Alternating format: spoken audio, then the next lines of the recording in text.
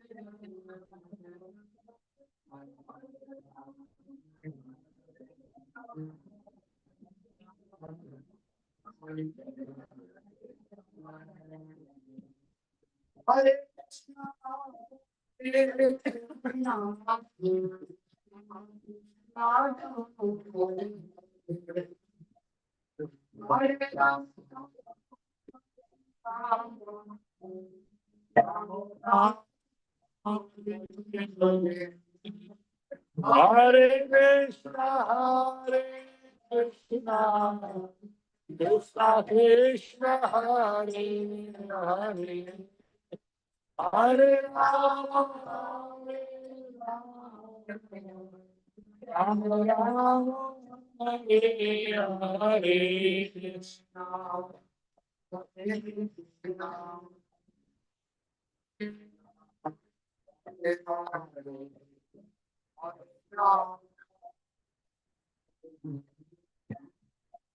Krishna Krishna, Hare Hare, Hare Rama, Hare Rama, Hare Krishna. Hare Krishna, Hare Krishna, Krishna Krishna, Hare Hare, Hare Rama, Hare Rama, Rama Rama, Hare Hare.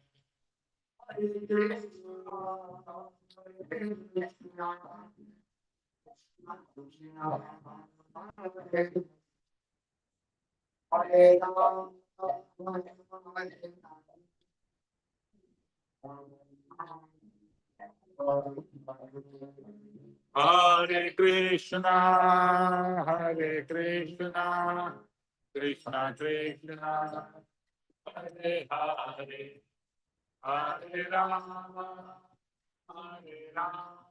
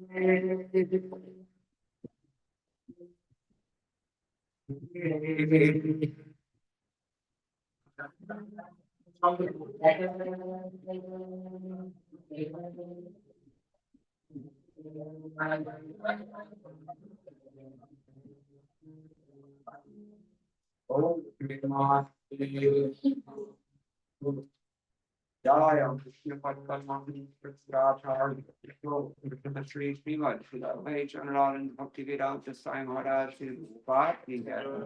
Ananta Koti Vaishnava Vrinda ki jai. Nama Acharya Srila Thakur Haridas ki jai. प्रेम से कहो श्री कृष्ण चैतन्य प्रभु नित्यानंद श्री अद्वैत गदाधर शिवासादि गौर भक्त वृंद की जय। श्री श्री राधा कृष्ण गोप गोपीनाथ श्याम कुंद राधा कुंद गिरि गोवर्धन की जय। वृंदावन धाम की जय। प्रदीप मायापुर धाम की जय। गंगा देवी की जय। यमुना माई की जय। भक्ति देवी की जय। तुलसी रानी की जय। समवेत भक्त वृंद की जय। श्री हरिनाम संकीर्तन की जय। ग्रंथराज श्रीमद् भागवतम की जय। इस्कॉन पीवीटी संस्थापक आचार्य श्री प्रभुपाद की जय। गौ Premanand all glory to the assembled devotees, all glory to the assembled devotees, all glory to the assembled devotees, all glory to Sri Sri Guru and Gaura. Jai Shri Guru Prabhupada. Namo Krishna.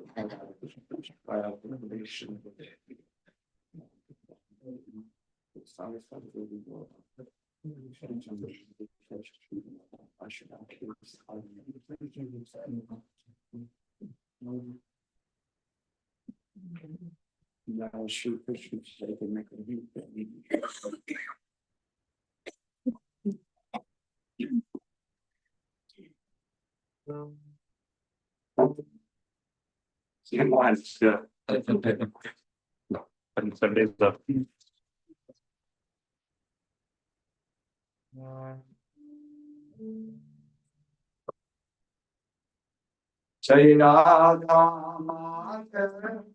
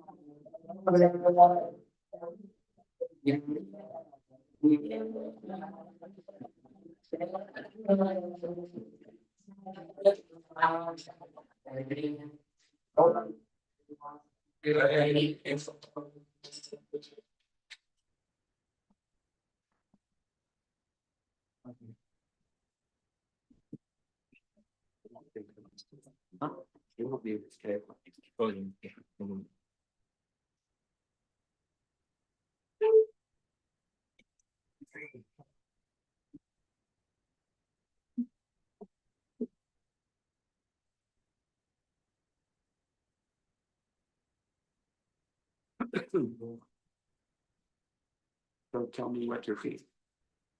Anything on. I didn't have a plan for him. But whatever is the plan, you can make it. You know, Bhagavad Gita? Yes.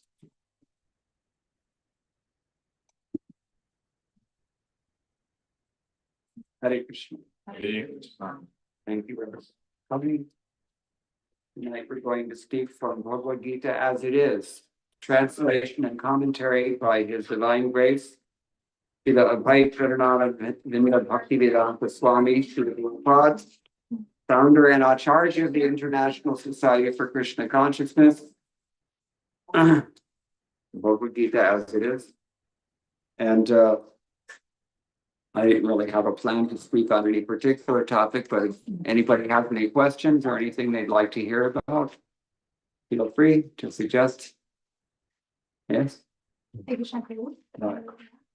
So, we understand that whatever desires we have, although it's not good to ask for any desires, material desires to the Lord, but if we have any desires, we should ask Lord Krishna. At the same time, I heard from Gauranga Darshan Prabhu that we should not specifically ask for protection, rather from the Shuddha Bhakti point of view, if the devotional service, if we do our devotional service properly, then the byproduct will be automatically protection. So when I was in some troubles, devotees gave me some, they asked me to chant some Narsimha Kavita and some other stotras, and but then when I heard this from Prabhu, I was little confused. Am I supposed to chant the prayers for protection, or what should I be doing? Well, that's a good question, because in Srimad Bhagavatam and other Vedic literature we find, sometimes devotees are praying for protection, and sometimes we find that devotees are completely surrendered and whatever you want, that's okay with me. And so both things are there. We have different levels of devotional service. There's pure devotional service and there's mixed devotional service. And in the Shastras, we find there are examples of each. In fact, we even find in the Shastras, there are examples of non-devotees also. There are examples of demons. So we have to use our discrimination, what we're hearing, and what to accept and what to emulate. In general, the goal of our process is that we should all come to this platform of pure devotional service. What does it mean, pure devotional? pure devotional service. What does it mean? This is a definition given by Rupa Goswami. Anyabhilashita shunyam. Your heart should be devoid of anything, any aspiration for anything else other than devotional service. What kinds of other aspirations might you try for? Broadly, two categories: jnana, karma, anavritam. Should not be within those categories. Jnana meaning the theoretical aspect of life, thoughts. Karma meaning active. Anything non-devotional that you do with your body or mind, that's anyabhilashita. And the devotional service should be bereft of that. And there's a final criterion also as well. What is that? Anukuliyena Krishnanushilanam. It has to be pleasing for the Lord. So to meet all those requirements is a little bit difficult and it's going to take time. It's understood that not everybody is beginning from the platform of pure devotional service. What does Krishna say about this in Bhagavad Gita chapter 7? Oh, that's what devotees. Yeah. So what are they? Jigyasu. Artha, Jigyasu, Artharthi, Jnanicha. These are the four types. So they have their aspirations. Somebody just wants money and that's all they need. They're good. Once they get their money, they're gone. First time I encountered this phenomenon, of course, in India, you're all used to this. It's pretty common. But there was two friends, South Indian ladies. They were coming to our temple in a different place. And everybody in the temple was so impressed because these ladies were there every single day before Mangalarti. They were ready. They were going to go. This is during Kartik Mas, or rather just after Kartik. That would be, what do you call it in the South? Margaritinger. Margaritinger. You hear it everywhere in South India. So, yeah, and so all the devotees were so impressed that these ladies are so stable and they're so devoted and they're just really, after the month was gone, they were gone. Never heard from them again. I hope they got what they wanted, but so mixed devotional services, sometimes it can be misleading because, look at Hiranyakashipu also. Such austerities he did that we're not prepared to do, right? And, there are many examples of that. But, it's understood that we have some motives, so we have to be honest. This is the point. And, if that's the platform that you're on, then okay, but at least theoretically understand that there's a higher ideal and aspire for that. And what do we do in order to prepare ourselves or to, I want to say, purify ourselves so that we can meet that higher ideal? What do we do? Yes, we chant Hare Krishna, Krishna Krishna, Hare Hare, Hare Rama, Rama Rama, Hare Hare. You can memorize the whole Bhagavad Gita, you can memorize the whole Bhagavatam. There are many people, even here, not here, but in Seattle, where I used to work, in our department of the University of Washington, there are many people who knew our books better than we do. And probably read our books more than we do. Something to think about. But they don't budge an inch when it comes to surrender. They're not prepared to do anything for Krishna. They can't even give up their sinful activities, what to speak of anything else. So that's why we chant, because it's not enough. Just the Gyan alone is not going to help you. You have to have some bhakti.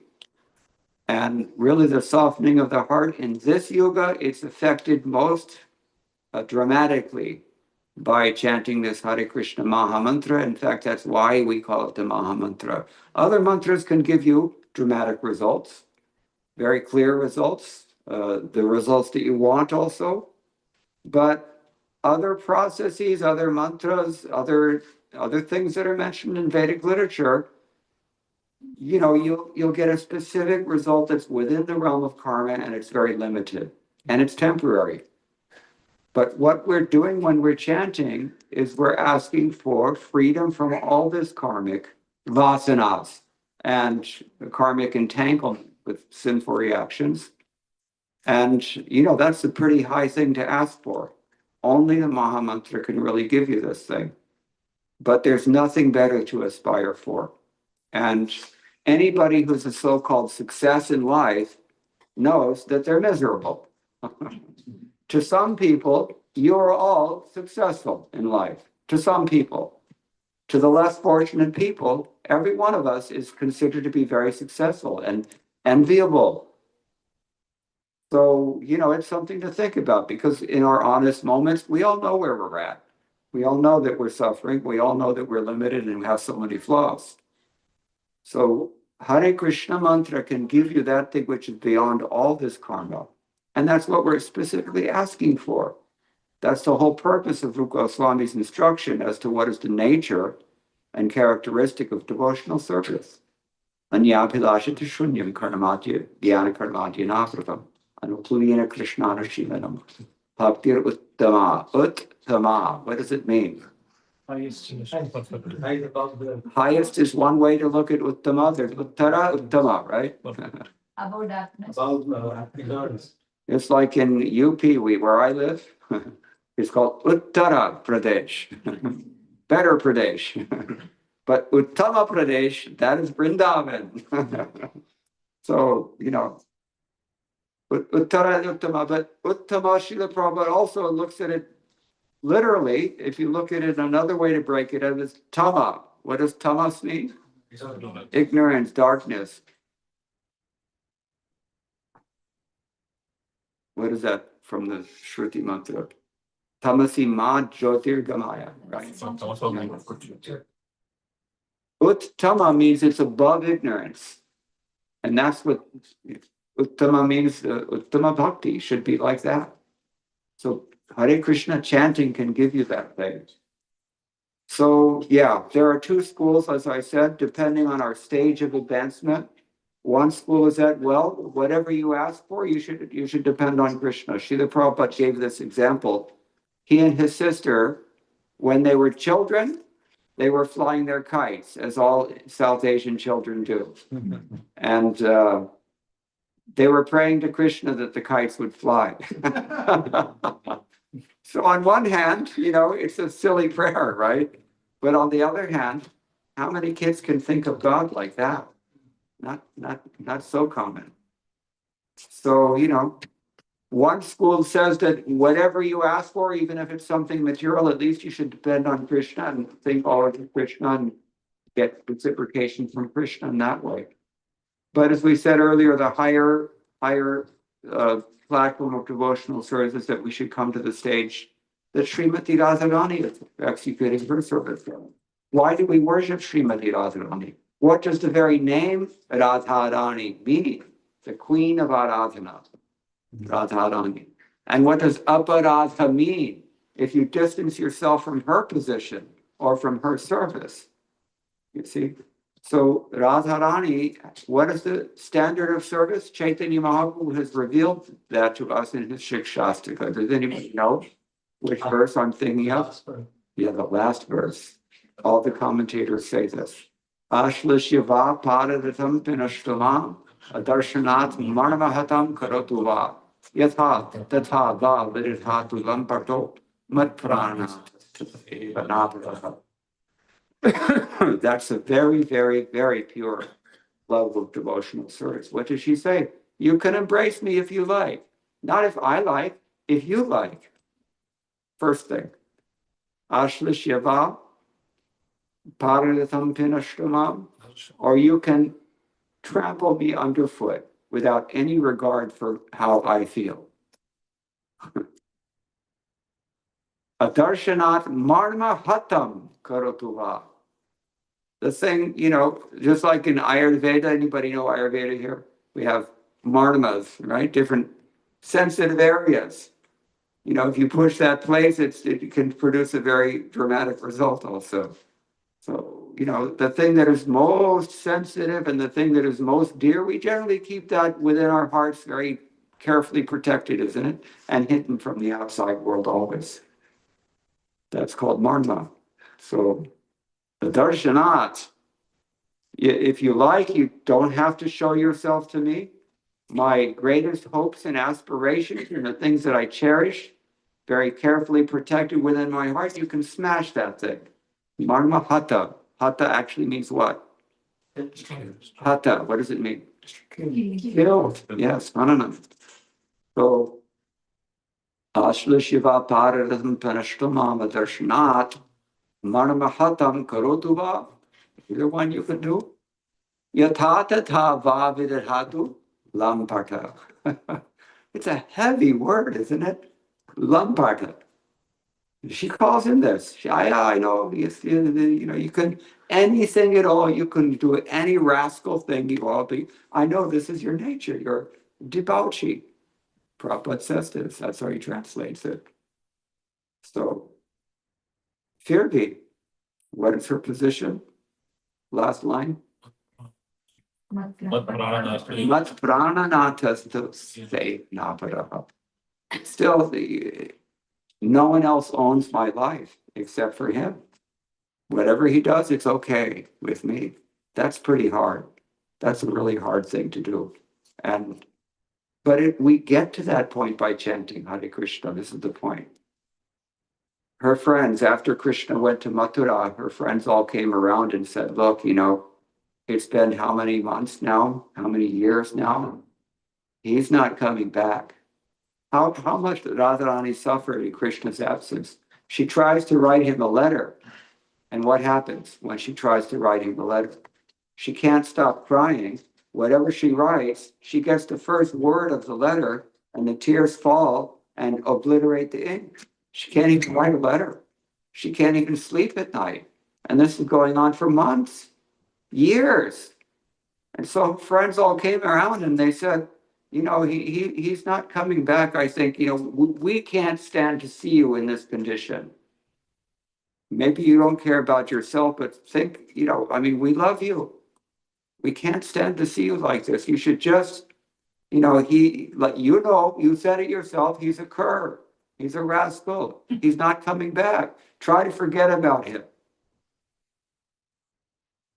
And this was her answer. I know, yeah, you're right. That's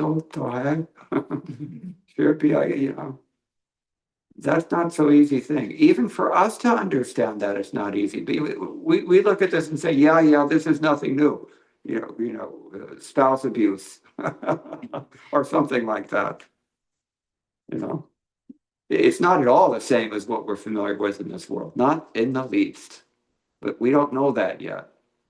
So, even there are many people who generally they leave Radharani alone somehow or other by Mahamaya's agency. They don't commit that offense, but they're really hard on who? Instead of Krishna and instead of Radharani, who are they hard on? Huh? Kon? Who? Themselves. No. They don't like Rama. And they don't like Sita either. Sita, because she's of the same character, but she's more on the right-hand side. Radharani's a little bit on the left-hand side. She'll fight back if she has to. Sita Devi's, a little bit more like Rukmini also. I remember when I was in college, we were reading Ramayana. Somehow or other, there was a discussion about this. So one of my colleagues in this graduate level class, any Bengalis here? No? Okay. He was a Bengali. So, he raises his hand and says, I don't like this Ram. The way he treated Sita, I don't like it. You've all heard these things. It's very common, right? This is or Manu Smriti also, they don't like that. Because what does it tell you to do? Tells you to be dependent, tells you to be submissive, tells you to be humble, tells you to be devoted, to follow the injunctions of the Shastra. All these things. We come to this world in order to ignore these things. And so we hate it when anybody tells us to recognize them.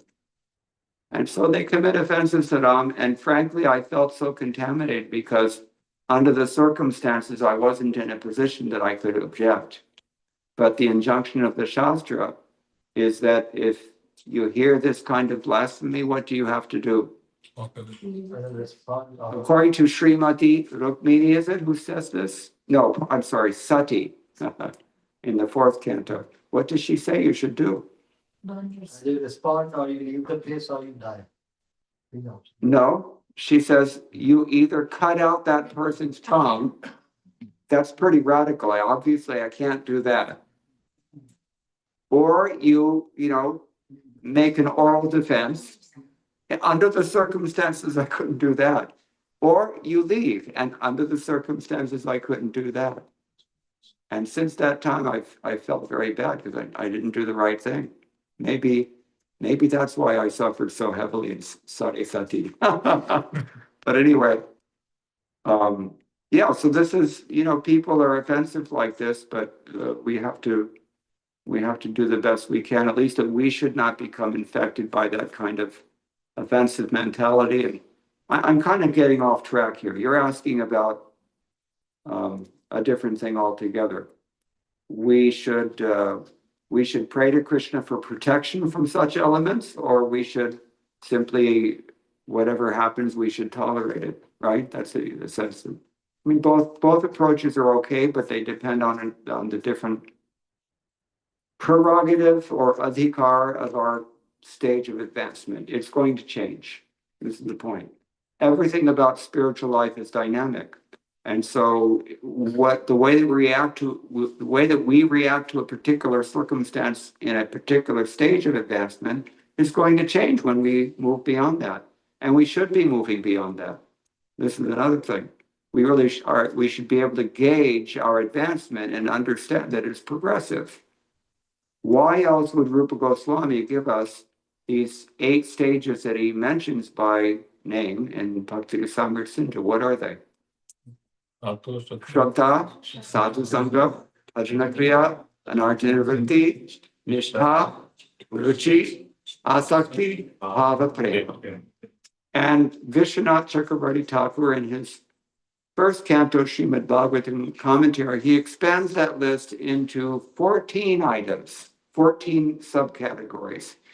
And also in the commentaries that we find on Canto 3, Chapter 25, Text 25, another very famous verse. Who knows that?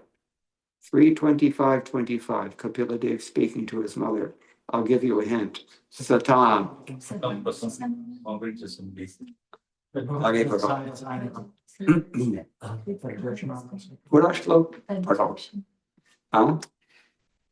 Tajoshanat Ashwapavarvartnani Shraddharatir Bhaktir Nukramishiti. Kapila Dev only mentions 3 stages.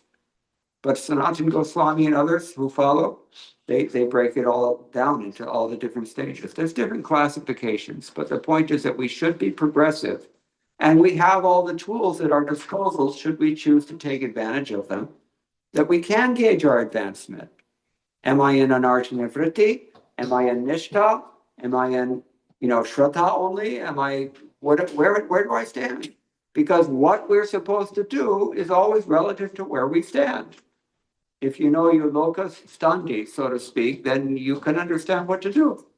And if you don't know where you sit, where you're situated, you don't know what to do. Even psychologists know this. Self-awareness is the first stage of any therapy. That is a fact. So we have the wherewithal to gauge our position and our advancement as we make advancement. And if we're chanting sincerely, Hare Krishna, Krishna Krishna, Hare Rama, Rama Rama, Hare Hare. Again, Hare Krishna, Krishna Krishna, Hare Rama, Rama Hare Hare. One more time. Hare Krishna, Krishna Krishna, Hare Hare. Hare Rama, Rama Hare Hare. We will be purified. Zurur. All you have to do is just continue.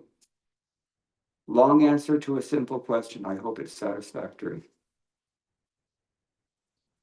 I'm not very clear about how to assess my level in terms of the stage. That's why we have gurus. And if you've got a mega guru who doesn't have time for your questions, you have to find some kind of shiksha guru. It's just a fact. I know this because they come to me. If the gurus don't have time for them, what to do? It's a problem. That's why, actually, if you read the Shastras carefully, you'll see that there are injunctions that say you should not take too many disciples, but people do it. What to do? JPS, at least, he's got an excuse. Prabhupada told him. I mean, he may, I don't know how serious he was, but Prabhupada did say that. Anyway, so, yeah, this is why we have guides, we have association with devotees, even if, not guru maybe, but even we have older peers, they can help. So, you can just, someone in whom you have faith. You have to have faith. Don't waste your time otherwise. You don't have faith in the so-called authority, that means the person is not your authority. Be real. You have to get advice that you can actually act on and that's actually going to elevate you when you take it. So if you don't have faith in that, you're not going anywhere. Adau shraddha tata sadhu sangha ityadi. So yeah, I think that's a good answer. And regarding association, I learned some very important lesson from Tamal Krishna Goswami. He said it very, very eloquently. If you're not satisfied with the association that Krishna has placed you into, first of all, stop for a moment and think that Krishna has placed you into this association. And so reflect on the ramifications of that reality. And then consider, maybe there's a better way that I can take better advantage of the association that I've been given. That's the best thing that you can do. Because believe you me, there's always a way to appreciate anybody who is chanting Hare Krishna and who is a devotee to any degree. There are things we can learn from just anybody at all. You cannot learn everything from just anybody at all, but it's always a fact that you can learn something from just about anybody. So that's one thing. If we learn how to mine another person's heart, that doesn't mean laying landmines in the person's heart. It means pulling jewels that they have within their heart out, such that we can gain the benefit. That's a great art, and it requires some empathy, and it requires a lot of sincerity and humility and tolerance even on occasion. It's important to do that. So that's the first priority. If you can do that, that's the best thing. Second thing is that if you cannot do that for whatever reason, then you have to proactively seek out whatever association that you feel you need. And has it ever been easier to do that than it is in 2025? All you have to do is push a button or two, right? Either on your phone or on your computer, and it's there. 2 seconds, you can be in Vrindavan, just absorbed in Mangalarti. When we're in Vrindavan, my wife checks the New Dwarka website and follows the program there. And when we're here, she checks the Vrindavan website.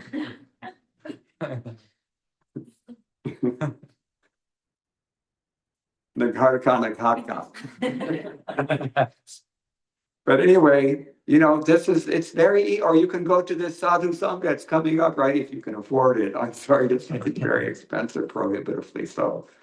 But I think they're trying to work on that. I mean, somehow, and there's kirtan melas, and satsang is going on tonight here. So you're here. This is what has to be done to make advancement, to find the association that you require. And the third thing is not an easy thing. It's also not the most ideal thing. It's a third priority. If the other, for whatever inconceivable reason, if it doesn't work, which I doubt will ever be the case, but if you have to, then look at what Prabhupada did. What was his position? In around 1950, 1960s, what did Prabhupada find? He didn't see that the association of his godbrothers was going to elevate him that much, because he had a burning desire to fulfill the instructions that he received from the spiritual master, and they didn't. I mean, almost without exception, they didn't really care that much. And, it can be like that in 2025 also, with regard to Srila Prabhupada. It's possible. You have to judge these things. I'm not going to tell you. But, you have to create the association, you may have to do this, that you seek. This is what Prabhupada did. And actually, I see many devotees are doing this also. If they're not happy working under X or Y authority, they go out and do their own program. And in general, I've seen that Prabhupada was very liberal about that sort of thing. As much as he emphasized the importance of cooperation amongst us, even at this last moment, at the same time, when there were godbrothers of mine who, for whatever reason left ISKCON, Prabhupada was not too critical of them as long as he knew that they were chanting Hare Krishna and following the regular principles. He was generally very lenient.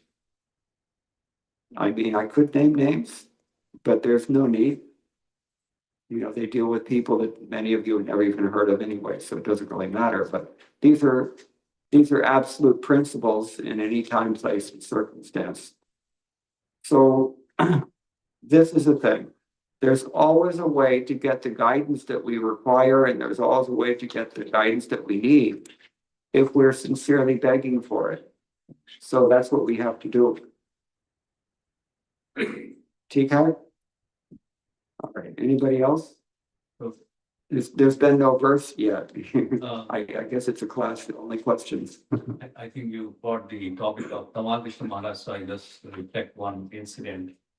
I met him in 1998 Where? in Delhi. He came, I was leading the youth forum division. What is your name, sir? I'm Bali Martanda. Bali Martin. Okay. So when he came, I think that was the first time I saw a person having so much of effulgence. And you can't believe it. The lecture he was giving, and he was saying about how to serve please Prabhupada. And he said that they are finding money for the Vrindavan temple and were asked to collect. And he went to MP, Bhopal or Indo, I don't remember, there is one city. And he met one businessman who has a big store and wholesale dealer. And by the time he met them, and two of the brahmacharis and Tamal Krishna Maharaj, he was there. And the guy said, "Oh, how you like to big pot? So what do you want? Do you want to get limca?" He said, "Yeah." So when he got limca, that guy was so mischievous, he didn't get the limca. He put on the top of their head. Yeah. Are you feeling chill? And because they don't want to disturb to please Prabhupada, just imagine how he was offending in the way. But he put limca 1 and 2, and he did give them to drink, and this is now satisfied. He went to Sadhu, should be satisfied in all situations. And they said, "Yes, we are satisfied." And he was saying that I did not feel any grudges against that person. And I didn't want to also disturb him because we wanted to get money. And after the 10 minutes of episode, the guy somehow felt humbled that this guy was not reacting. Then he gave a lot of money. And he said that even though we are offended or even though things like that, but we remained calm in the situation and we got money for Prabhupada. But Yeah. it was so touching to me that He personally told you this story. yeah. Yeah. Because he was telling the story. There's so many other stories. So, but that is like the, as you were talking about all Yeah. No, I knew Tamal Krishna Maharaj personally. For 30 years, I worked very closely under him. So yeah. Anyway, this is sadhu. Titikshavaha karunikaha surda sarvadehina ajata shatrava santo. What is it? Sadhu. Yeah. Yeah, and sometimes, especially in India, it seems they like to test us. Like I was in, which city was this? Maybe Ujjain or maybe it was Udaipur. I don't remember which one. Where is the Dwarkadish temple? Is there one in Ujjain? Anybody know? Or Udaipur, there's one maybe? And it's That's Srinathji or Udaipur? No, Srinathji is not Dwarka. This is Udaipur, close, but Udaipur? anyway, one pundit was there. So they just like to pick your brain, right? So he's telling us that, Hare Krishna, that's okay, but there's no such word as hara in the Sanskrit language. This is his assertion. So, they want to see how much you know. So, anyway. We were speaking with him like that. Sometimes they do that also, or they present any number of philosophies under the sun in quick succession, so you don't know where he's coming from. But they just want to see that you really saw it philosophically. We had a recent experience with the King of Puri also because there's some controversy that is going on. That, you know, he has some complaint about ISKCON. But we found that when we presented the reasons that we're doing what we're doing in ISKCON, he actually found that it was solid, it was reasonable, and he told his pundits to you have to deal with this. So, you know, sometimes they deliberately try to test us, and that's why Mahaprabhu's golden rule is that you know, Trinana Pisuni Chena, Tarodis Shishnana, Amaninam Manadena, Kirtanya Sarari. 4 things. What are they? 4 things we have to do. Don't respect, respect. Yeah, first of all, how do you feel? You feel yourself to be lower than the blade of grass. What is lower than a blade of grass? Earth. Why is the earth called Dharati? Because she bears everything. Anything you throw on top of her, including the bottom of your foot. How would you feel if I stepped on your face first thing in the morning every day? But she deals with it. Those who are conscientious and follow the Dharma Shastra, what do they say? Samudravasane Devi Parvatastana Mandale Vishnu Patina Vastubhyam Parasparshakshasvame. We have to be a little conscious. Tamal Krishna Goswami, since he raised the topic, you know what he used to say? Before you become Krishna conscious, first you have to become conscious. So more humble than a blade of grass means like the earth. And also Dharati, what is this? What is the root of that name? Anybody know? Dharati? Tritatu. And what does that mean? Sustenance. Just like the word dharma also comes in. Dharmo rakshati rakshitaha. We're sustained by this, you know, it's a humble attitude that we see exemplified in Mother Earth, maybe better than anyone else. Everybody's foot goes on her, everybody, even the animals and everything. She's underneath all of them.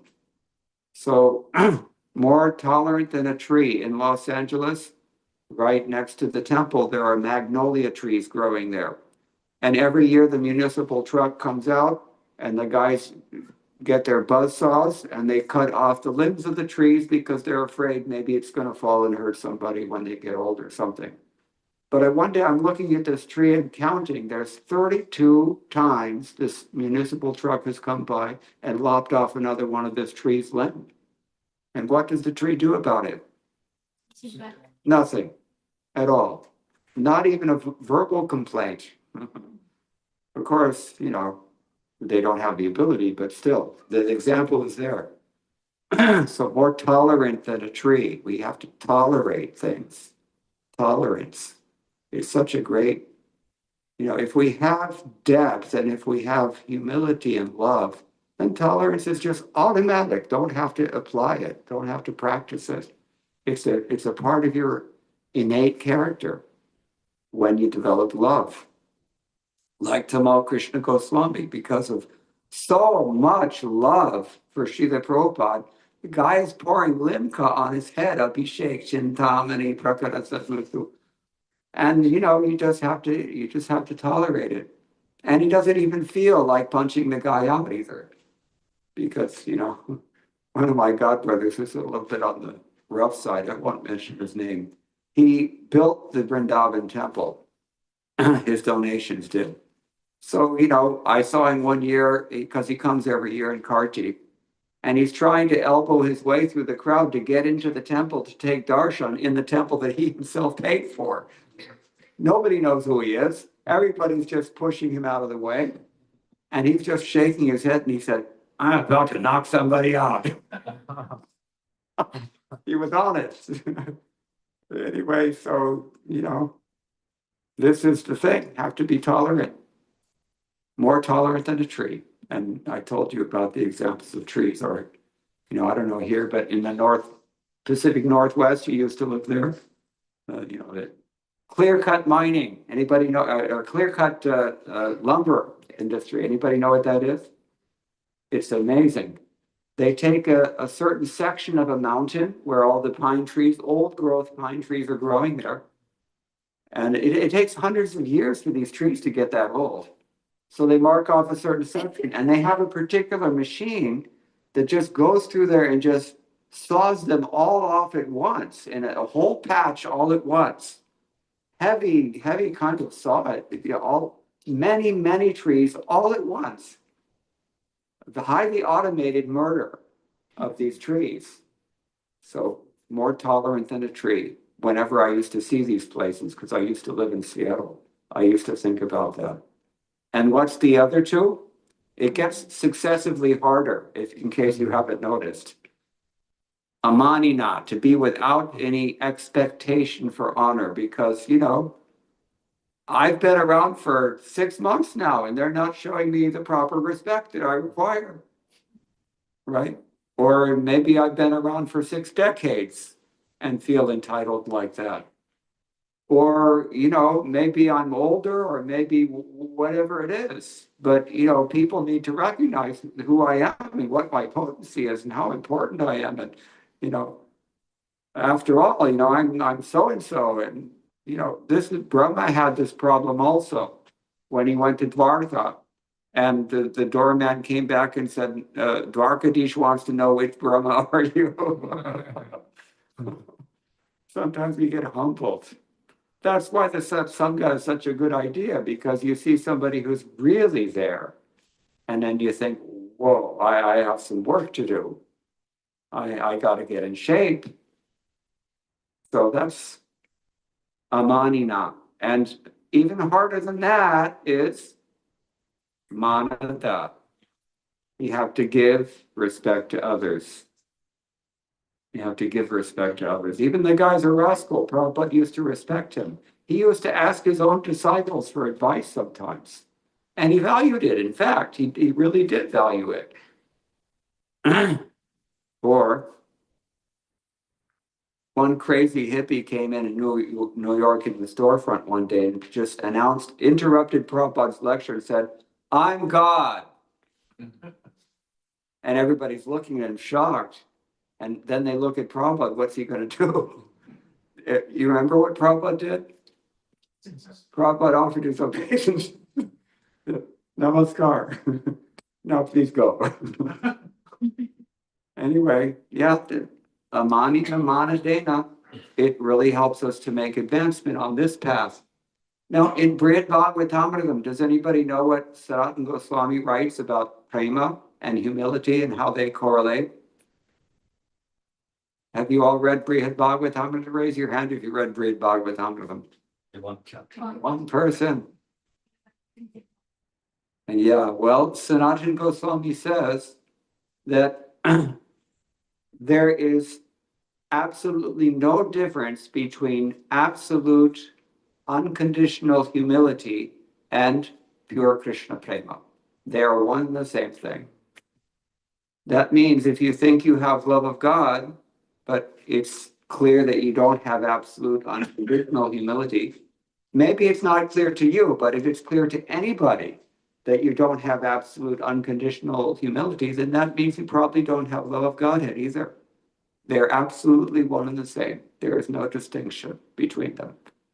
It's something to think about. It's very purifying just to hear this and to share it also. These are Chaitanya Mahaprabhu's instructions, as I said. The third verse. What does Kaviraj Goswami say we should do with that third verse in Chaitanya Charitamrita? Yeah, put it in a kavach and keep it around your neck. Better than putting it around your neck in a kavach, put it in your heart. Keep it there and act on it conscientiously every day. Thank you for sharing that anecdote, because it reminds me of such pristine character, Tamal Krishna Goswami. We miss him so much. Anything else? Somebody want to say something? Yeah. So probably basically taking on this verse, Trinada Pispunicena, Tarada Pispunicena. Now, this is a very ideal thing for a exhort, but most of the devotees, like we are the Kanishta, you are like, we're still struggling with material and spiritual life. Now, when we are in the temple, we have some devotees come to us and say, because they might complain about somebody, and then we are supposed to take it back to the other higher authorities and stuff like that. How do we deal not getting entangled in this mode of criticism and complaints and ensure that we are doing the right thing? When addressing the concerns, same time not getting. You're talking from a managerial perspective. Yes. If you're some kind of mid-level manager or something, and then, yeah. Well, you know, here's the thing. Indians have a natural tendency, I think, or at least they have a natural understanding. Maybe not natural, but they've been socialized, put it that way, that they have an innate understanding or intuition of dharma. That puts you above 95% of the rest of the world population because they don't have that. And so the question that you're raising is a lot harder for other people than it is for you. But because Indians have some idea of dharma, even if it's the wrong idea of dharma, then at least we can adopt an attitude that was exemplified by Arjuna in the early parts of the Bhagavad Gita. When Arjuna was concerned about how to deal with a similar struggle amongst his, juniors and seniors both, and what am I supposed to do in this circumstance? What did he go to Krishna and say? I want to not do anything. What? Shishyasteham shadimam tvam prapannam. But what's the first part of the verse? Sarpanyadoshophahasasvabhava pritchati dharmastamurhacheta. He wasn't saying that I'm in anxiety, worried about whether I'm going to win the fight or not, right?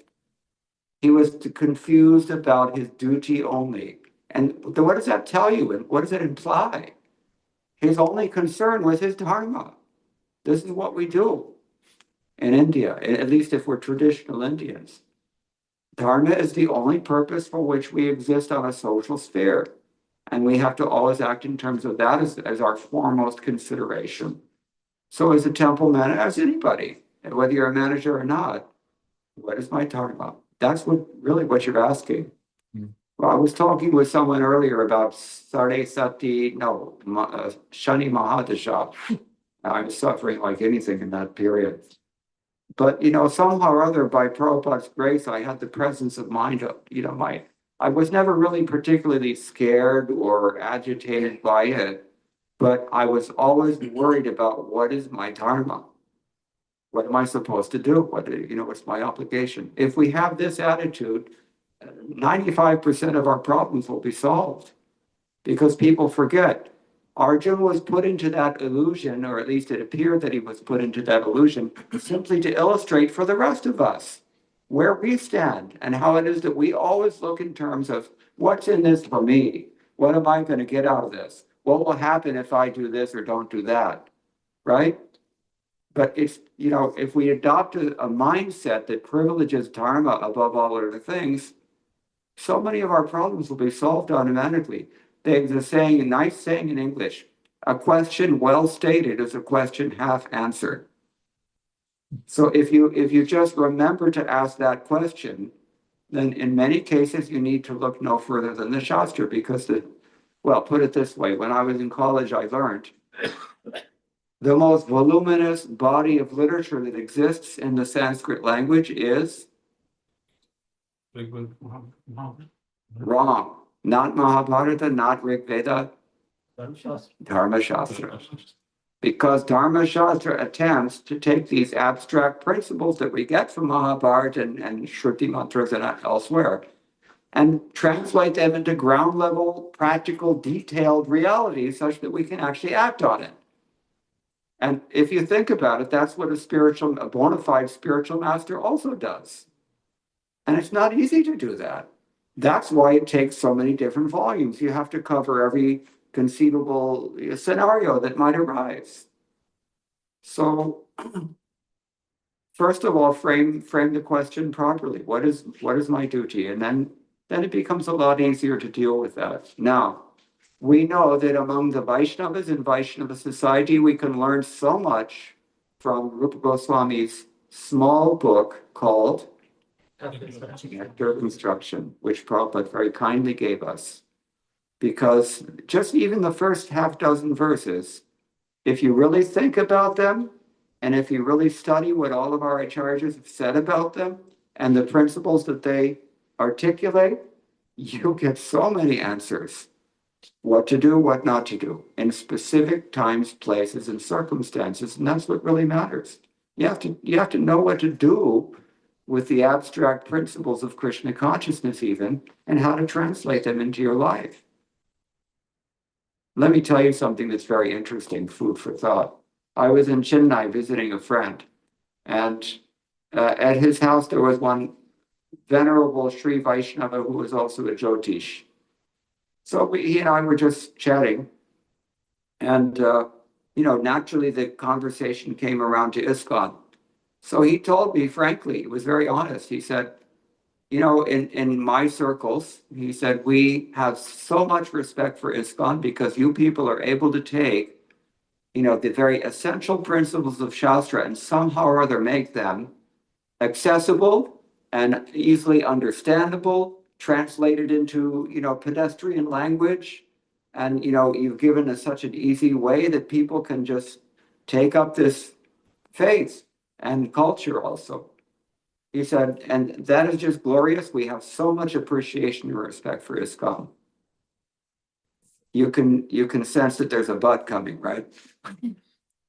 But, he said, when it comes to social life, we don't feel that we have anything to learn from you. Wow. And, I couldn't really argue with him because even in ISKCON, we have like pretty much the same divorce rate that is there on the outside, is it not? Yes. It happens. So, we have to think a little bit more about dharma, and maybe that's why Prabhupada told us to do so. In the last 3 years that he was on this planet, he gave 80% of his instructions on this topic. Let that sink in. One statistician did a study, Burke Roadford, in case you know who he is. And, this was what he found. And it was my own personal experience, from memory I'm speaking, that Prabhupada was increasingly, after about 1974, he was increasingly focusing on Varnashram in general also, but even on Vaidhi Bhakti as well, because he saw that, we're not that advanced. He saw that his disciples, they couldn't always keep their vows. The sannyasis sometimes left that ashram. The householders were not even faithful sometimes, and so many problems that he had to deal with on a day-to-day basis.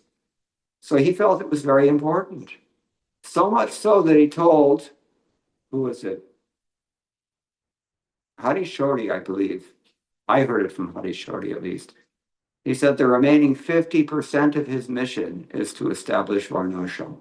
Some God brothers came to talk to Prabhupada, and they asked him, have you any desire that's not yet fulfilled? And Prabhupada said, no, I'm happy. Everything is good. And he asked us to just, whatever you do, just sustain whatever I have given you, whatever I've established in ISKCON so far, just cooperatively maintain that.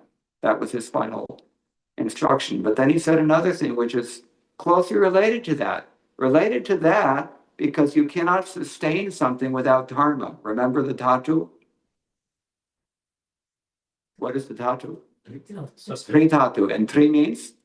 To sustain. So he gave us the means by which we could cooperatively maintain what he had given us, and that means is Varnashram. So he answered these God brothers, yes, actually I do have another one aspiration or one asha, we could say, that has not been fulfilled. I would have liked to have established Varnashram Dharma. Anybody know the history of 1977 in ISKCON? Prabhupada was on his way to Gitanagari, which is in Pennsylvania.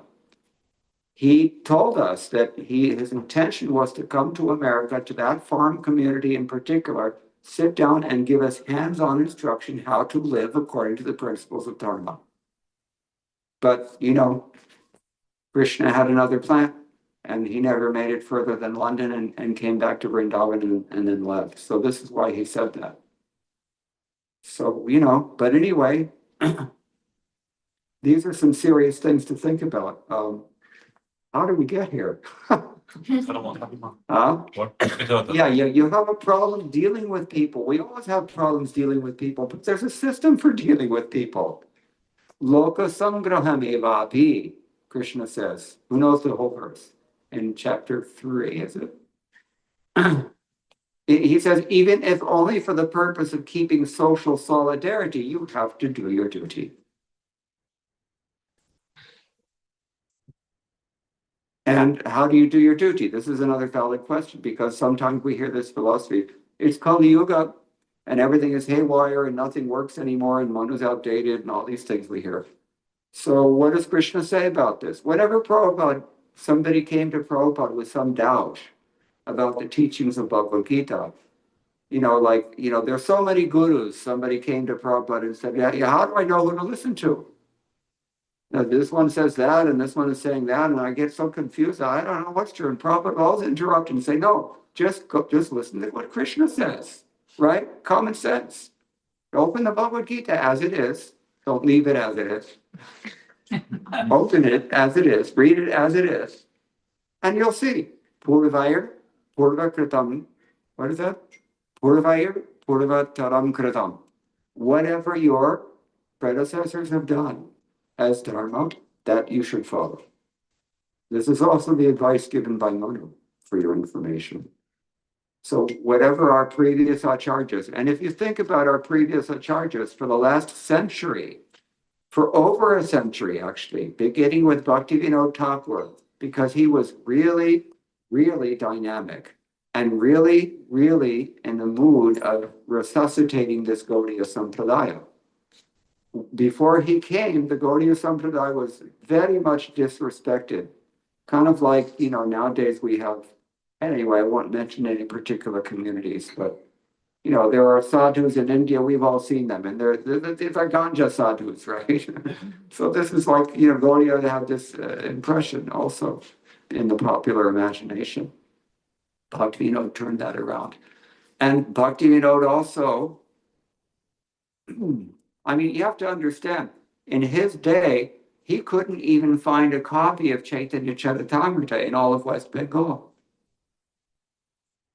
Can you imagine if we lose all of Prabhupada's books? What a disaster. I could have read them. They were sitting on my shelf as it is, and I didn't touch them. What a shame. Anyway, that was the situation 100 years ago, a little over 100 years. There's no reason to assume that it can't happen again if we're lazy and careless. So, he took it upon himself to really revivify the Sampradaya, and he did a pretty good job. And at the very least, he trained his son because he prayed for such a son. And Krishna gave him that son. And he trained him up to become the famous preacher, Bhaktisiddhanta Saraswati Thakur.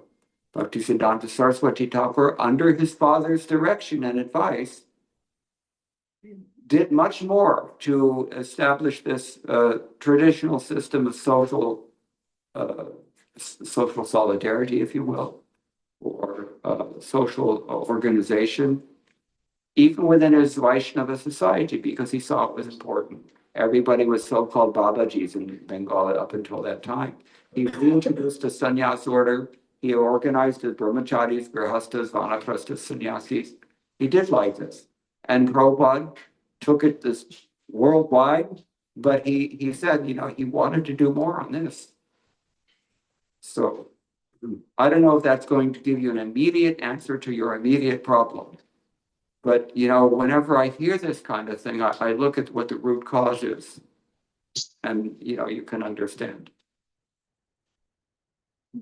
So I think as you mentioned about the Varnashram, are you there in the Mayapur Islands?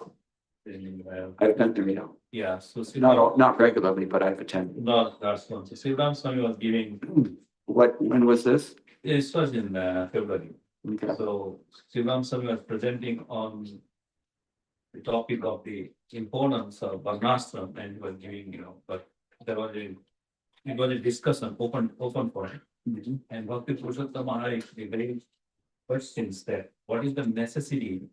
Because in India, we have been suffering from the casteism, Yep, the whole the model curriculum. That's why many people are flying to America to Yes. stay in their jobs and all. Now we are introducing something, maybe for Western audience, it sounds very appealing. But again, if you're bringing Varnashram to rural areas, there'll be complete manipulation and Bhaskar India, man. whole jati and caste and all. We want to get rid of this. Now we want to introduce Yes. also. This is why they vote DMK into power every year in Tamil Nadu. It's a fact. Tamil people tell me this. And, as much as I love the Sri Vaishnavas, I have to say, they're a little heavy on this way. One lady just the other night was in tears practically, just telling me she was so traumatized by caste. Here's the first thing. There was a book published some 20 or 30 years ago by, maybe it was Bhakti Raghava Swami who organized it, but he had interviewed several of the ISKCON's leading scholars of that time, and he asked them all the same questions. One of the questions that he asked was, why is it that all of ISKCON's, efforts to establish, Varnashram communities to date basically have failed or not been very successful at any rate. And I was impressed to see that most of them gave the same answer. Persons such as, Gopi Pranadana, whom I respect so much. They all said the same thing, which is that until we really assimilate the concept of dharma, we will not at all be able to implement it anywhere. Think about this. What comes before abhidheya? Sambandha Gyan. You have to understand the fundamental principles of how to relate. Sambandha means relationship. So that has to be understood. And this is a roundabout way of saying that, we have to recognize not just that Varnashram is different from caste system, but we have to recognize how it's different than the caste system. It's a little bit like Prabhupada used to say, it's easy to say that God is great, but it's another thing to explain how he's great. So we have to really understand the concepts that are there, and that's not easy to do. Why? Sukshmatvad tadavijnayam, as Krishna says in chapter 13. On account of its extreme subtlety, it's not so easy to assimilate. So that's the first step. As if you're asking my opinion, that's what it is. The pundits have to research this very threadbare. We have to discuss it. And, fortunately, people like Shivanand Swami and Bhakti Raghava Swami and others are talking about it at least, because that's what we have to do that. We're not ready to implement anything. We don't even get the idea. In English language, there's no word for dharma. And there's a reason there's no word for dharma. What is it? There's no concept. There's no concept that requires an expression, right? So, this is what we're dealing with in the modern world. I always tell people, it's like when we were first translating Prabhupada's books into Chinese. Who knows much about Chinese religious history? Can someone tell me anything? Raise your hand if you know about Chinese religious history. Mostly ancestor worship. Yeah, there is no religious history. China has never had any theistic tradition at all. The closest thing they come to it is Buddhism, which is important in India, and Mahayana Buddhism, which is an analogous religion. But the philosophy of Buddhism does not support theism either. They don't even believe in the existence of the soul, Anatman. It's their doctrine. And then, Confucianism and Taoism and other things, that they're metaphysical at best. So what do we have to do? How do you express the concept of God to people who have no word for it? They settled on something like, the supreme emperor in heaven or something like that. I mean, that's what at entry-level Krishna consciousness, if you're socialized by the Chinese Communist Party, that's what you have to work with. If that's all you have to invest, that's all you can do, right? But we can change that. When a person chants Hare Krishna and studies Srimad Bhagavatam and gets a concept of God from Prabhupada's books, then they can go somewhere with it. In exactly that way, particularly in the Western countries, it is important to create this concept of Dharma that we can then act upon. And this is, in my humble opinion, I think in large part why over the last 30 or so years that I've been witnessing ISKCON's development, why ISKCON has just received such a massive influx of Indians, because they get it to some degree. Maybe a diamond in the rough, but at least they have some concept of something subtle called Dharma. I keep telling you this because I see it. People have no idea what they're talking about. And how so you can't act on it, right? So this is an important thing that we have to consider, and at least from discussions something will come about, because there are very advanced people, devotees in our movement, and they will shape the future, and they're not necessarily the people that we assume. That's another thing. Some of our best devotees, I have to say, they're in our congregations, frankly. Really talented people, really advanced people also. So, that has to be recognized, and we have to work on that. This is like internal affairs for ISKCON.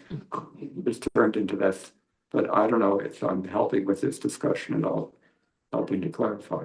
Is that okay?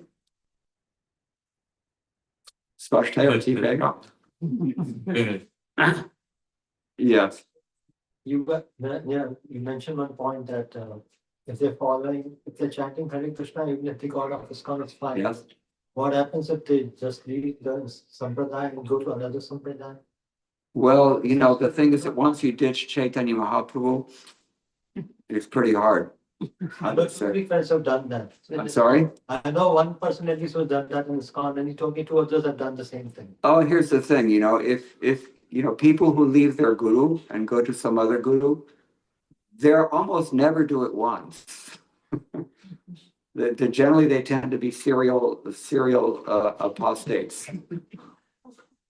Yeah, I've seen it, because some of my godbrothers around 1980, and again about 10 years later, they went to join Gaudiya Math, but they didn't stick with that either.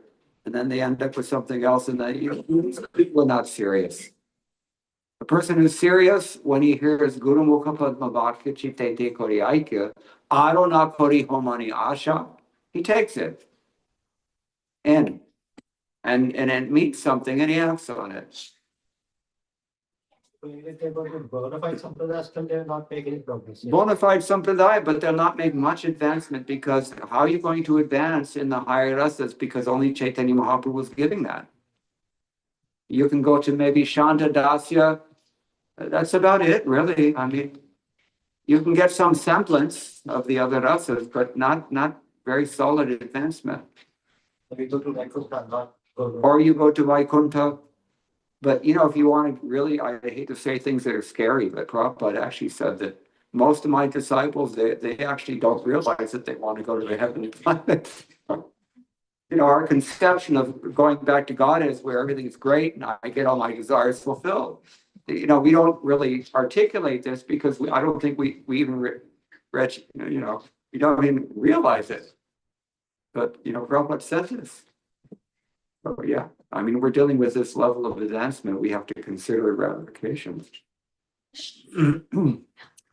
Yeah, in Vrindavan we get that. The restless people, they end up in Vrindavan a lot, and they're looking for some.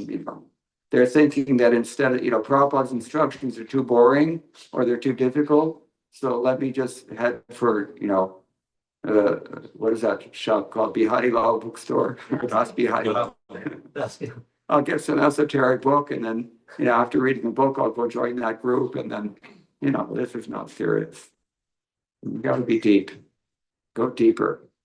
People have to be prepared to do that. Any other questions? Yes, Can you explain on Amanina and Manadina? I did. At least I tried. Yeah, no pride, and, very respectful. Simple, right? Amani, manada. What's not clear about it? How to practically. That we also explained. You chant Hare Krishna, Krishna Krishna, Hare Hare, Hare Rama, Hare Rama, Hare Hare. In good association, following all the principles, strictly adhering to the practices, traditional practices of Vaidhi Bhakti, and when you're qualified, even Raga Bhakti as well. And you will advance. There's no doubt about it. The process is perfect. If we have a hard time following the process, then we have to look and see which part am I neglecting. Look at it this way. We say that this is a science. In a scientific laboratory, any biologists here? I mean, you can, if you put 2 parts of hydrogen to 1 part of oxygen, what are you going to get? Water. How about if you put 3 parts of hydrogen to 1 part of oxygen? I don't know what it's going to be, but it's not going to be water. Water. So like that. That's what I told him, understand what is your dharma. You have to know yourself. And then you look at your life and how you're dealing with others, and does it fit? Simple. It's scientific. And it's very clear also. But if we're not reading, if we're not educated to know what are the constituents of water, then who can help you? Man, know thyself. And you have to, I always say this, you have to very carefully study Prabhupada's books regularly, because it's so easy to get bewildered. All kinds of things, and mostly nobody reads any book in 2025, what to speak of, Prabhupada's books. I was in a garage getting a car fixed once, and the guy came and he saw me reading a book. He just, his jaw dropped open. You're reading a book? Only book we know nowadays is Facebook, isn't it? That's it. Social media. Yeah, seriously. How much of the time are you investing in Prabhupada's books as compared to what you put into social media? Think about it. Most of us get so much, and we think it's like, maybe there's some inspiration there, but it's like grade Z Krishna Katha. Really, really low grade, opaque diamonds, if even that. And sometimes it's just, cubic zirconia, not even diamonds. Yeah. So, once again, I just say, keep repeating the same thing. Take the things that Prabhupada told us to do every day, but go deep into those things. Think carefully. What does it mean when Narottam Das Thakur says, Guru Mukha Padma Bhakti Te Koriaika Arunakari Homanyasha? Why does he say that? And what does it mean? How do you do that? What are the ramifications? We have to think. You can't just skim through Prabhupada's books and think you're going to get much out of it. You won't. You have to think. That's why Prabhupada sometimes says, not so often, but he does say occasionally, you have to be intelligent. That really means, everybody's intelligent, but, we don't use it. We put our intelligence into other things. We reserve our faith for other things. We reserve our intelligence for other things. We reserve our love for other persons or things. Adi, adi, adi. Lekin Krishna ne kaha Bhagavad Gita mein ki tad buddhayas tad atmanas tad nishtas tad parayana. How many things you want to list? You understand this verse, what it means? Put your intelligence in me, put your faith in me, put your whole heart into me. This is what we have to do. And what is that translated ground level as disciples? It means we have to do this with Prabhupada's instructions. Then we're going to get somewhere, because the instructions are perfect and the process is also perfect. What about our following? That's where the work has to be done. So that's all we just have to think about this. And, sometimes when I was in college, they were teaching us how to translate. Somebody raised this question. You know, how do you, what happens if you come across a naughty section of a commentary? And the teacher said, well, you have to understand that the commentary is explaining the verse. So if you have something in the commentary that you don't understand, go back to the verse and just meditate on it. And in most cases, Krishna will give you some enlightenment. And of course, the vice versa is also true because the commentary explains the verse. Now, so it's kind of like that. We have to use our intelligence. We have to use our time. We have to use our faith. Everything we have to invest. But, you know, we're doing empty-headed japa. You know, there's a joke in Hindi. Everybody here understand Hindi? So, you know, where does she go? Divya Drishti. Anyway, it's a sick joke. Sardar, you know, Sardar ki pagri mein kya hai? You ever heard this? Sardar ki pagri mein kya hai? Vale. Khaliftan.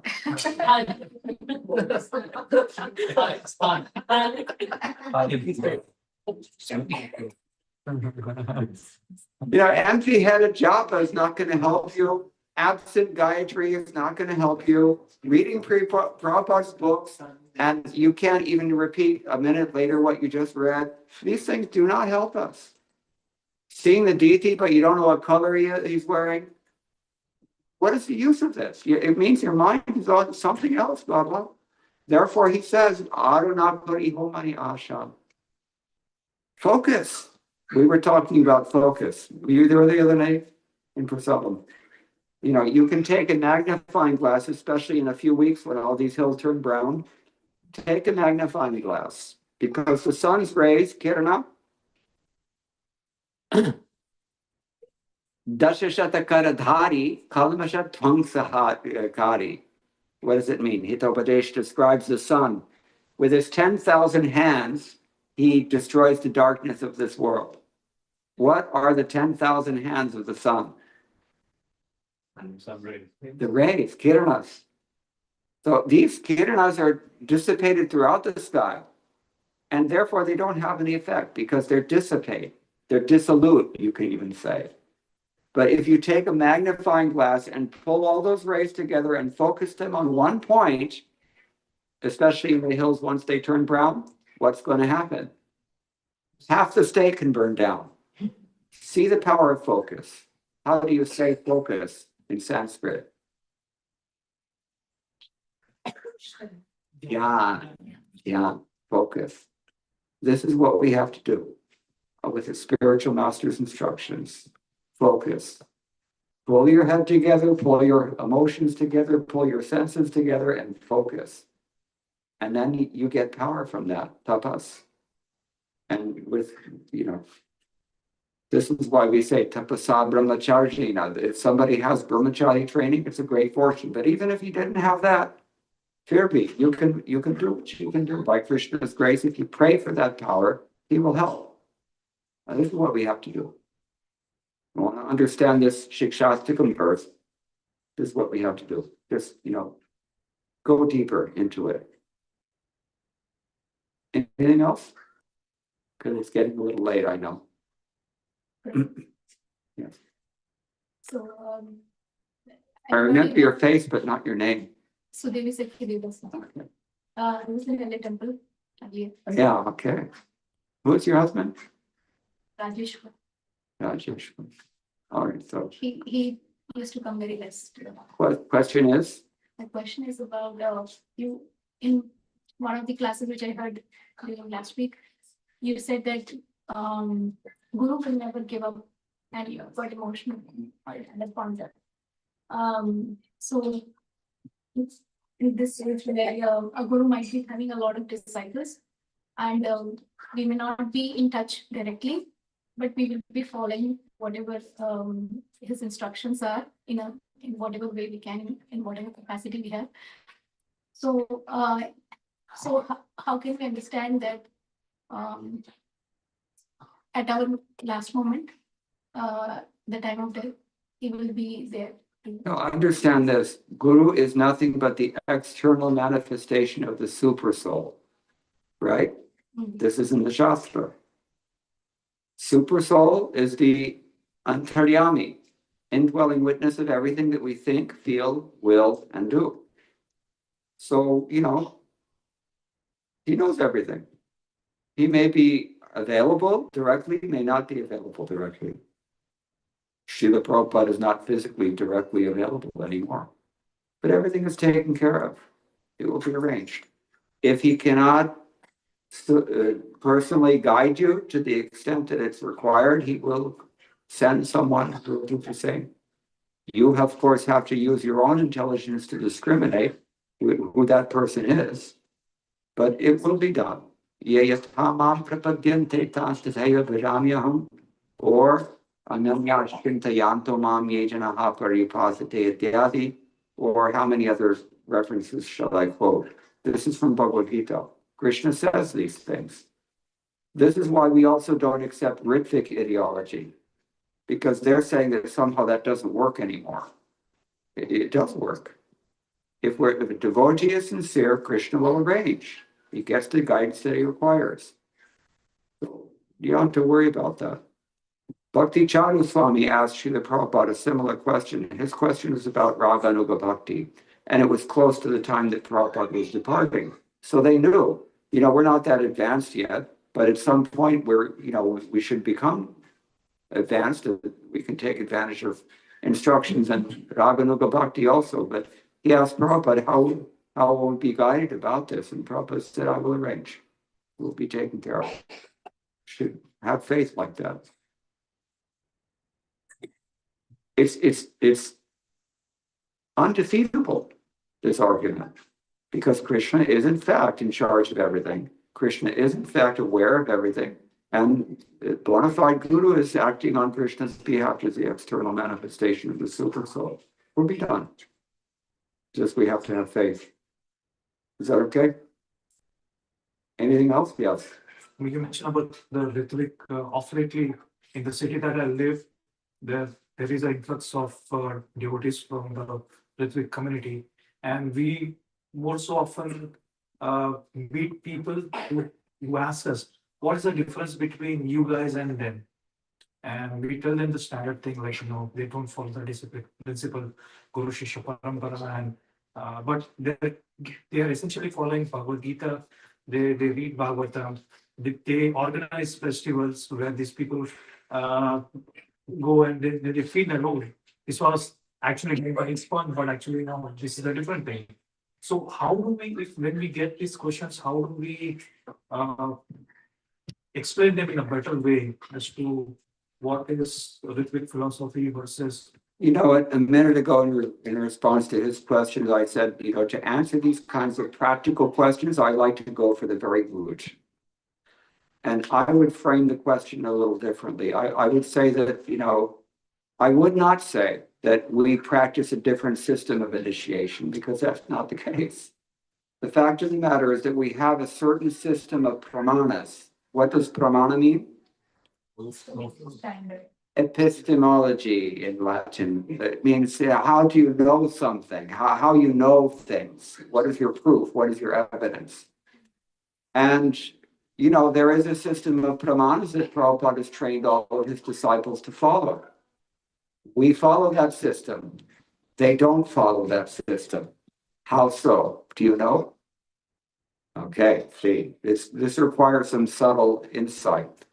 Because Guru Sadhu Shastra Bhaku Chitete Koryaikyu, Narottam Das Thakur says, very similar to the song, Guru Sadhu Shastra, in chapter Madhya Lila, chapter 22, text 352, I think.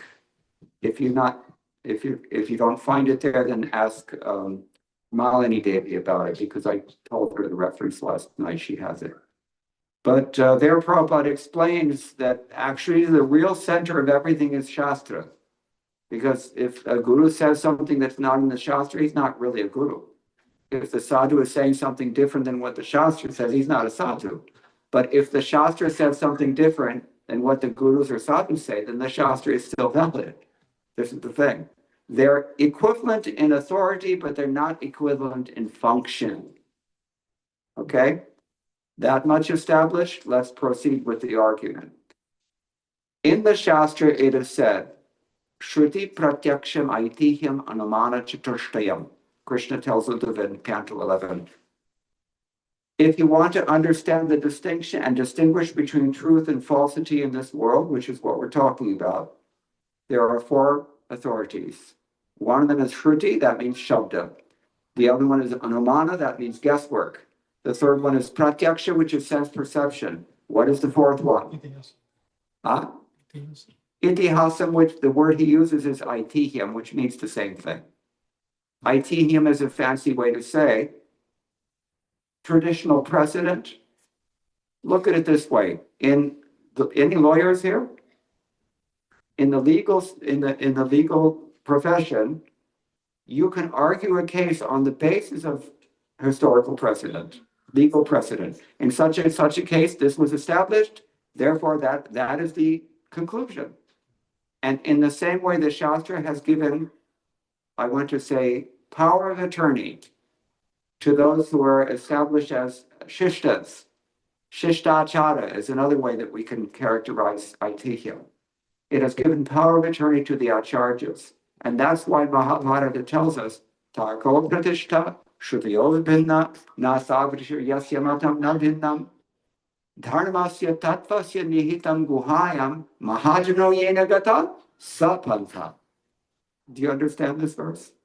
That the Shrutis are very, you can't really conclude much from direct study of the Shastra because they say so many apparently contradictory things. And the Smritis even more so, we discussed already. And in fact, one doesn't even establish himself as a rishi or an authority unless he says something new and different. Like in college, how do you get your PhD? You got to say a novel thesis, right? But the truth of religion is actually in the heart of the Mahajanas, Bhakti Mahajanas. There are 12 Mahajanas, or anyone who represents them. Therefore, the progressive path is whatever these Mahajanas dictate. And this is the same thing again, back to Manusmriti, all these principles are there. He says, if there's any question of what is Dharma in a specific time, place, or any circumstance, then you have to do whatever it was that your predecessors understood as Dharma and whatever they practiced with that understanding, you have to follow them. Purvaihi purvataram kratam. This is what Bhagavad Gita says. So, how does this relate to initiation? There is a traditional convention. That's called the Shishtachara regarding initiation. It has been understood consistently for centuries after so many centuries until around 1980. And I'm speaking from memory. You don't maybe have this memory, maybe some of you are not even born yet. But around that time, some disaffected members of ISKCON who also probably had some frustrated political ambition, they decided that, we got to figure out a way to create a new alternative ISKCON, and we have to find some way to justify that. So they took one little letter out of the middle of nowhere of the entire corpus of all of Prabhupada's hundreds of letters that he wrote to so many disciples, and they interpreted in such a way that they built their own alternative reality out of that, and they said that this is what Ritvik means. The word Ritvik is a Sanskrit word. The definition that they gave to it from about 1980 or 79 or 80 on, that is new. In other words, they deviated from the Shishtachara. They deviated from the convention that was the conventional or traditional precedent that was given by our own acharyas. That's why it's a problem. It's not enough to illustrate that they have a different system of initiation because people think they're equally valid systems, which it isn't. The fact of the matter is that, somebody deviated from the pramana, somebody did not deviate from the pramana. That is philosophical. And that's why we need philosophy.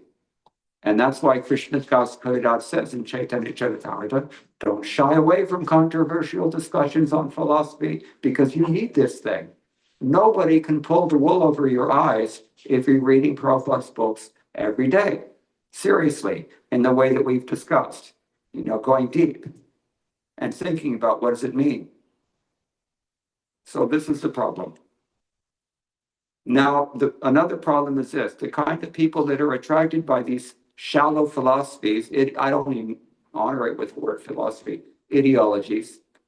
They're not the kind of people who can enter into these kinds of abstruse arguments. They're not so bright people, frankly, I have to say. And another thing is this, that they have an attitude problem, which is that they really like to talk a lot more than they like to hear. So that's another thing that, you have to recognize. Is it clear? Yes, Is it helpful? it is. Thank you. Okay. Anything else? We're talking about all this ISKCON's internal stuff. I have a question. Okay, yeah. So, as you told, like Guru is like super slow manifestation. This is what Chaitanya Charitamrita says. So some people are affected to their Siksha Guru because they are getting teaching from a long time, and Diksha Guru is sometimes not available. Yes. So whom they really need to connect? Because in our Sampradaya, sometimes they say Yes. that ours is not Diksha Sampradaya, Yes. Siksha Sampradaya. Correct. Even Bhakti Thakur, Jagannath Swami, they are not like Diksha, right? Yes.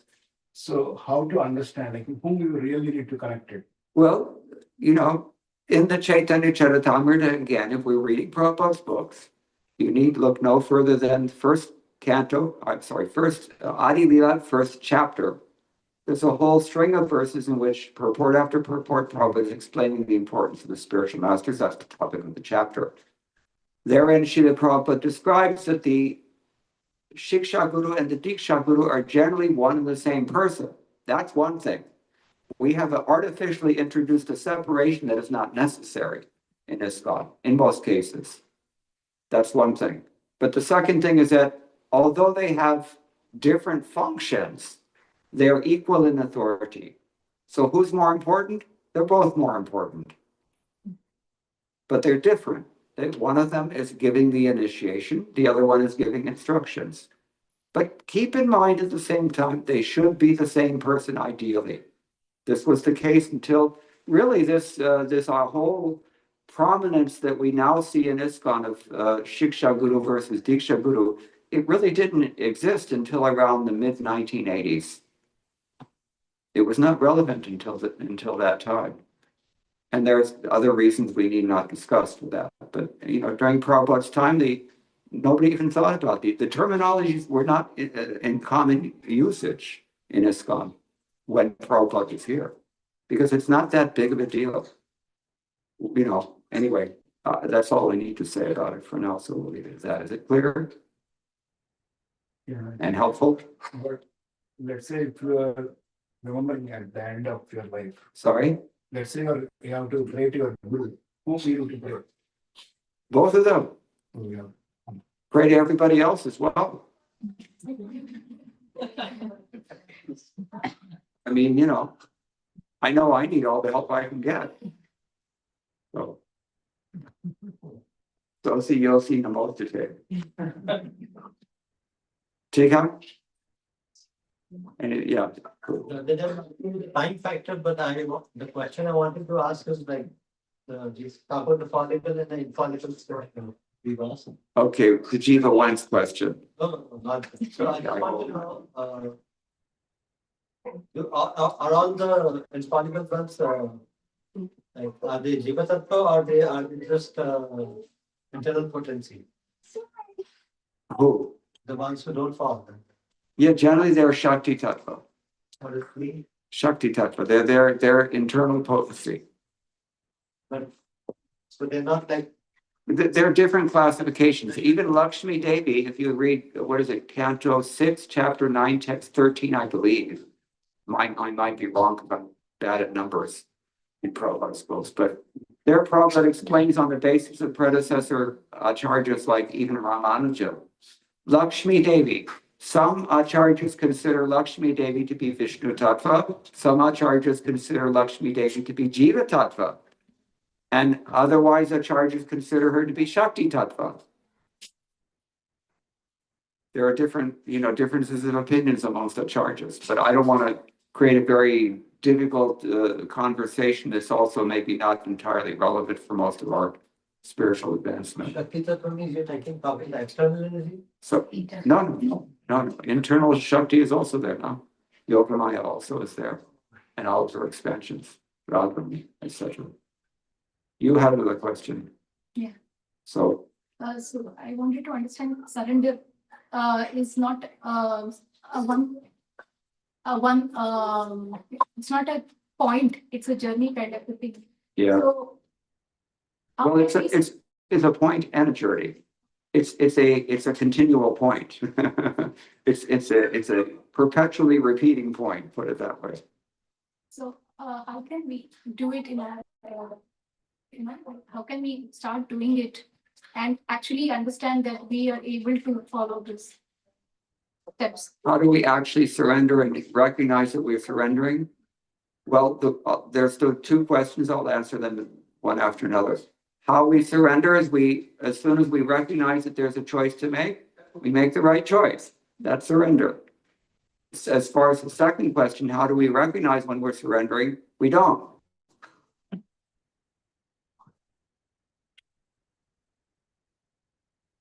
Somebody asked you, the Prabhupada, how do I know when Krishna is pleased with my service? And Prabhupada said, when he tells you. So until that time, it's better just to assume I'm not surrendered. And then keep working on it. And then you, lo and behold, one of these days, when you're feeling you're not surrendered, Krishna will show up and tell you that he's very pleased with your service. Can you imagine that? It's something to look forward to. It happens. I told this story the other night in Guruvayur. One person was born there. He was a Brahmin also, born in a holy place, born in a Brahmin family, right next to the Guruvayur temple. But throughout his whole life, he never set foot in the temple, and he was a nonsense of every sort. Drinking, smoking, women, gambling, everything nonsense he did his whole life, gossiping, every sinful activity he did. And he lived until old age. And one day happened to be Vaikuntha Ekadashi, the highest day of the year for them. And he's taking a leisurely oil bath on the Rudra Tirtham. You're not supposed to do that. The signs are everywhere. No spitting, no soap, no nothing, right? People are looking at him and saying, hey, what is you're taking birth in a Brahmin family here in Guruvayur. You have things that, we can only aspire for. And you've just squandered your whole birth. Even in old age, you haven't given up. Shame on you. What is wrong with you? So somehow or other at that point, something finally got to his head because he never listened before. People would tell him things like this. Something, somehow it got through that day. He just maybe got some special mercy. Well, he definitely got special mercy. We'll see in a moment. But he finished his bath. He went in his wet gamsha to the temple. He paid his full dandavat obeisances. He said, I've made some mistakes. I know I've been a rascal nonsense my whole life, but anyway, now I'm surrendering to you. Please accept me as your devotee. He paid his full obeisances. He never got out. That's what it means to get an honorary degree. So, but it happens. He wasn't expecting it. Another story in Vrindavan, there was one Muslim resident of Barshana, and he was a sarangi player. Mostly in North India, the sarangi players are Muslims. So, he would go every day into Sriji's temple. And when they would have one girl would come and dance Kathak, his daughter would come and dance Kathak, he would play sarangi for the pleasure of the deity. He's Muslim. And his daughter is also Muslim, but they were employed by the temple. Kind of like, in Kashi, Banaras, that Shani player, what was his name? Bismillah Khan. Yeah, famous. So, he spent his whole life doing this. Then one day in his old age, he was feeling that, it's hard for me to play. I don't know if I can keep up with this anymore. So, he was kind of like, maybe my days are getting old and my daughter also, Sayani Hogai, and she's going to have to get married. And so he put all of his attention into this. So then, somehow or they arranged for some boy that they married his daughter, and then from that point on, she wasn't dancing in the temple anymore because we know this. Once they get married, it's, it's all finished. So, then he became very heartbroken because he's an old man, old, cold, and alone, as they say. And, he's really missing his daughter and he's crying. Her name was Radharani, by the way. So he was crying and, just really just miserable. Then one day, late at night, he heard that there's sounds like Kathak is going on in the temple again. So just, he was so much thinking only of his daughter that he thought, let me just go and witness this, what's happening there. At least I'll remember her, right? So he went in the temple and lo and behold, it was his daughter dancing there. And she was dancing so wonderfully. He never saw her dance like this before. And she's spinning and doing chakras and all the things anybody knows about Kathak dance. That's what they do. So she's moving around and she went behind the deity, like circumambulating while dancing. At the same time, she went behind the deity and, she didn't come back. So he went behind it and she's not there. He came out again in the front. She's not there. Where is she? And he's looking around. He's agitated like anything. But he saw his daughter after a long time. He didn't even know she came back to Barshana. And he saw her after so long and now she's disappeared. What is this? So he's asking everybody like a madman. He's going through Barshana. Have you seen her out running? And everybody's looking at him just like he's crazy. And then he has a heart attack and dies. He's not thinking about Radharani, actually. He's thinking about his daughter. But it wasn't his daughter. It was Radharani, actually, who took the form of his daughter. And the Pujari was there. This Pujari put the deities to rest at night. And he collected some, let me see if I can remember the story. He collected some pan that was offered to the deity. He thought, let me go and give it to this gentleman. So he came out to find him and he saw that he couldn't, he saw that the man had died, right? So then he was a little bit upset about it. And after a long time, after many days, he was going home after putting the deity to rest again at night. And there was a certain place where there was a chabutara there. And he thought, he saw that this man is sitting there. So he went over there and then, he said, oh, it's you. I thought you had died. What is this? It's actually its ghost. And then he said, this is what happened. This was not Radharani that night. And this was not my daughter Radha. This was Radharani that night. Now I've entered in the Leela. I just wanted to let you know. This man is a Muslim. We don't know what he's eating, all of his habits. We don't know anything. But every day he's thinking about Radha, and every day he's chanting her name, and every day he was engaged in service for Darlilal, and he's breathing in the dust of Vrindavan, because if you live in Vrindavan, you have to breathe in dust. And he spent his whole life this way. Somehow or other he got this mercy. Apocryphal story. I can't say it's based on any Shastra. This is Janashruti, so you can take it for what it's worth. But this is part of Braj lore, and such things are happening every day now. So the point is, we get some mercy is there from time to time. Krishna just gives out free mercy to anybody. You don't even have to be a devotee, right? What does Rupa Goswami say in Padjavali? Some people approach Krishna and they pray to him very ardently to fulfill a particular desire, and he doesn't always do so. But he says, if you just exist in Vrindavan without any question of whether you've done any bhajan or not, the Brajadevi will personally give you bhakti. That's the mercy of Vrindavan. Krishna has such mercy. Of all the forms of the Lord, Krishna is the most merciful. And since we're talking about leaving the Sampradaya, the fact of the matter is that the most merciful form of Krishna is Chaitanya Mahaprabhu. And we're worshiping him. So we have the best chances of anybody. Keep it in mind. When you feel depressed and you're not making any advancement and doubtful about your future, keep it in mind. This mercy is available. Kabhi kabhi, it's all coming. Okay? Anything else? I think we have to stop now. It's late. And the crowd is dissipating. Probably happy that we're eating for something. Thank you very much. All glory to the Prabhupada. Is there spoken?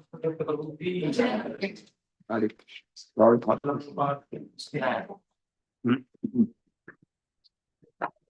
So we are very, very grateful. Please for the Prabhu. Actually, Murthy Mataji for coming here, giving the association. Thank you very much, Prabhuji. I mean, every time you come, I mean, like last year also we had a similar question and basically it's more heart to heart, I would say. It gives that, I mean, it gives that feeling that there's somebody for us to take care, who's taking care of us and giving us respect. So thank you very much. I do care. Please. Thank you very much for your association and your wonderful advice and wisdom.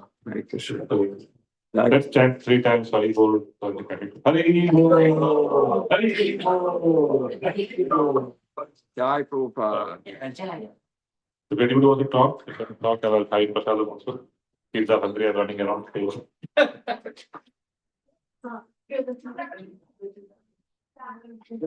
And just a reminder tomorrow we have Chaitanya Prabhu's lecture at in Pranagopika Mali Public Center. Please do attend.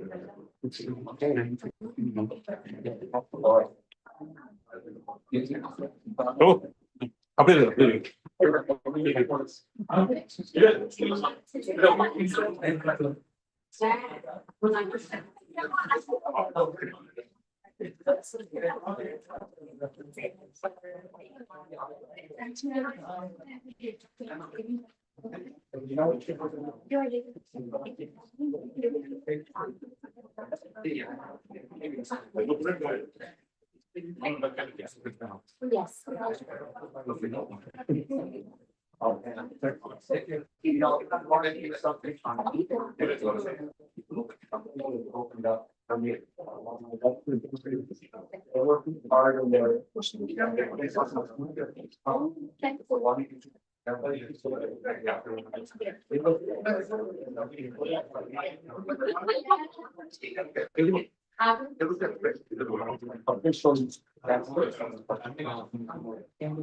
I don't have it. This. Yeah. That you have to. Maybe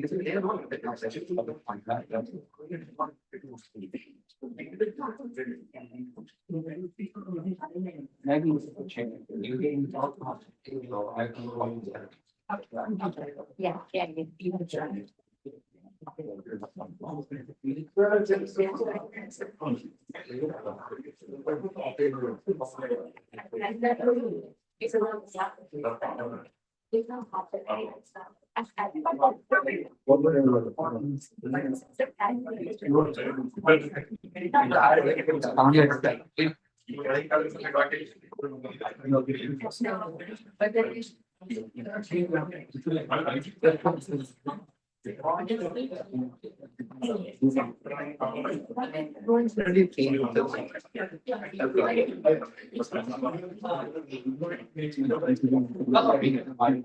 Yes,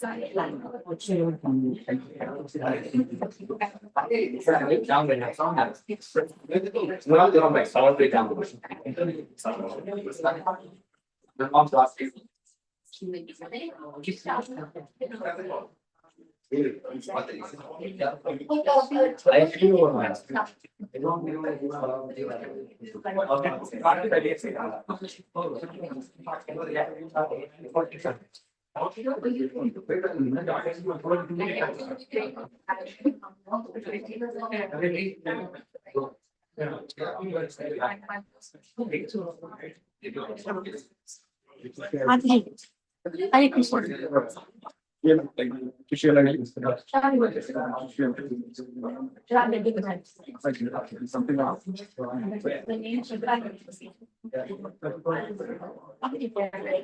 Good to see you. Yeah, I'm so happy. We still outside. We still here. How are you? And I have it. I'm doing here. I just suggest like because we need to set up almost five. Almost five express like 4 5 4. Also, I don't have any. We can also. All can we did is secure it. We take it. I just break. Okay, yeah, thank you.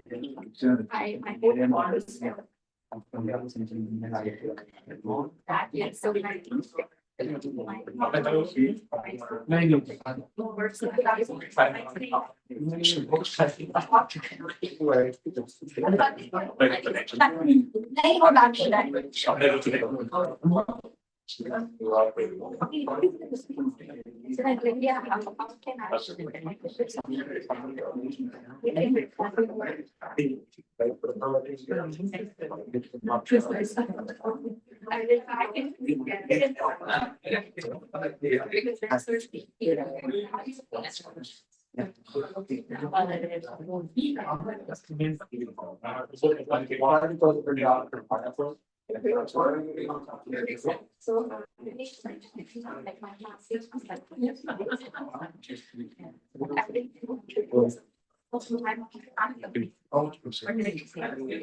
It's a long drive.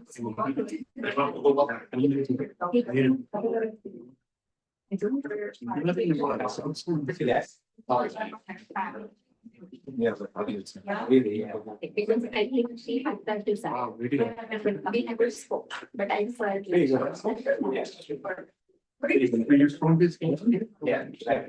Everything else, I was perceived. You know.